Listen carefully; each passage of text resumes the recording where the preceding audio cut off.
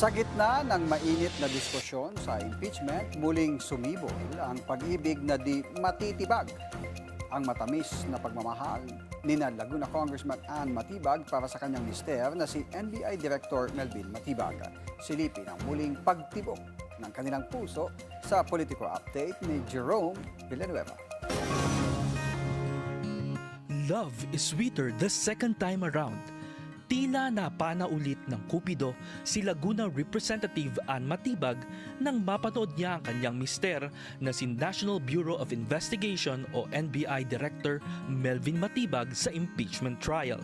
Muli kasing tumibok ang kanyang puso dahil sa ipinakitang tapang at talas ng isip nang umupo sa witness stand ang kanyang mister.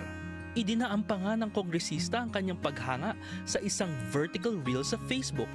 Nasaliw ang kantang You to Me Are Everything ng British soul group na The Real Thing.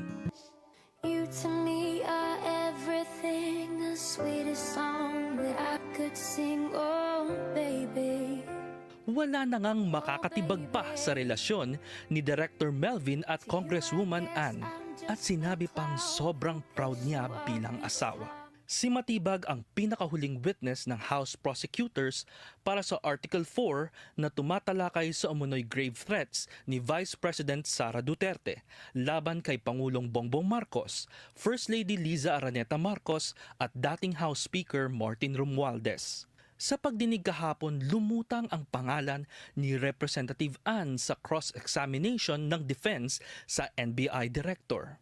Nang ipunto ang posibilidad na may conflict of interest or bias ang NBI chief. In order to save time and the questioning of the defense counsel, I think he's going to the position if my wife endorses the article of impeachment so that we save time and it's on record. It's a matter of public notice. Yes, my wife is one of the endorsers of the impeachment. Pero may paglilinaw ang NBI director.